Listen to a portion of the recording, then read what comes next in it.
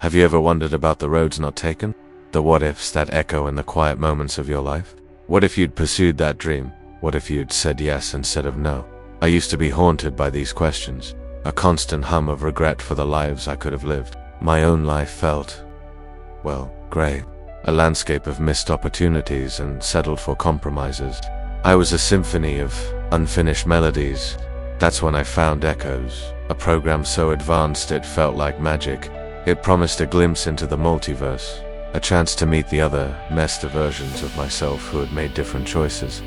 I signed up without a second thought, desperate to see what I could have been, what I should have been.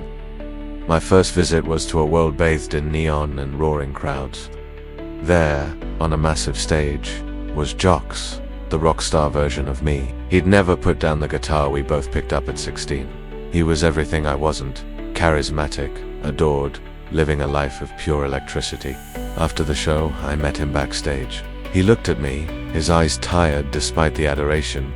You know, he said, nursing a drink, I see you, and I wonder what it's like to have a quiet morning, to not have your every mistake splashed across headlines. Sometimes, I dream of just being anonymous, like you. His confession stunned me. The life I saw as a failure, he saw as a peaceful sanctuary. My next jump took me to a quiet suburban street, the kind with white picket fences in the center of freshly cut grass. There he was, holding hands with Sarah, my high school sweetheart, the one I let get away. They were laughing, two kids running with them. This version of me, let's call him James, had the family, the love, the wholesome happiness I'd always yearned for. He looked at my single, unattached state and sighed. You're free, he whispered, his gaze distant. You can go anywhere, do anything. I love my family more than anything, but some days I wonder about the adventures I gave up. The world you get to see, again, the same strange envy, reflected back at me. He saw my life not as lonely, but as limitless. I visited others. The version of me who became a renowned scientist, but confessed he missed the simple joy of creating art. The one who traveled the world, but admitted he longed for a place to call home, for roots. Each me I met, each life I had coveted, was tinged with its own unique shade of regret. They all looked at their alternate paths, at my path, and saw something they had lost. It was baffling. I was the common denominator of failure, the baseline of mediocrity they had all surpassed. Why would they envy me? The lesson was slowly sinking in. There's no perfect life. Every choice involves a sacrifice, a road left untraveled.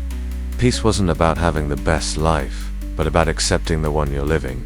It was a profound realization, but it still didn't fully explain the longing in their eyes when they looked at me. I was just me.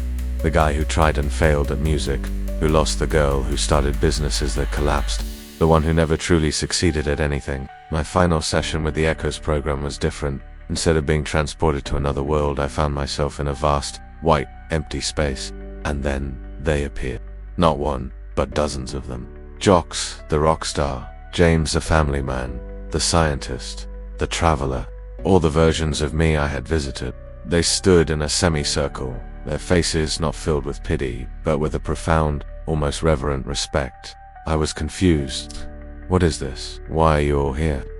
Jox stepped forward, his rock star swagger replaced by a quiet solemnity. We've all been watching you, he said, his voice echoing in the void. Every time you visit one of us, we get a glimpse of you, too. James added, we see the one who didn't become a star, didn't marry his first love, didn't make a groundbreaking discovery. I flinched. So you're here to see the ultimate failure. A gentle laughter rippled through the group. We're here to see the one who kept going. I gave up on a quiet life for fame. James gave up on adventure for love. The scientist gave up his art for logic. We all quit something.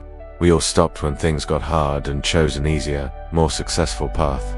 He pointed at me, and his voice was thick with emotion. But you're the one who faced failure and got back up. You lost the band, but you tried to start a business. That failed, so you tried something else. You got your heart broken, but you didn't close yourself off forever. You were the only one of us who never, ever gave up. You were the one who kept fighting, even with no promise of a grand prize at the end. It hit me like a physical force. My life, the one I saw as a tapestry of failures, was, to them, a testament to resilience. I wasn't the baseline of mediocrity. I was the embodiment of persistence. They had achieved their grand dreams, but in doing so, they had surrendered parts of themselves. I, on the other hand, had held on to the most crucial part, the will to keep trying. In that moment, in that space between universes, surrounded by the versions of me I had once envied, I finally understood. My life wasn't about the destinations I hadn't reached. It was about the journey. The messy, difficult, beautiful journey of falling down and choosing, time and time again, to get back up. They saw me as their inspiration, the one who proved that the real victory isn't in winning, but in never surrendering. And for the first time, looking at my own life through their eyes, I saw it too. I was not an echo of unchosen past. I was the source of a quiet, unyielding song of endurance, and I was finally at peace. Thank you so much for joining me on this journey today. If this story resonated with you, I'd be so grateful if you'd like this video and subscribe to the channel for more stories that explore the bigger questions. What's a choice you've made that you wouldn't change for the world? Let me know in the comments below. Always remember, the surge begins within. Carry it forward.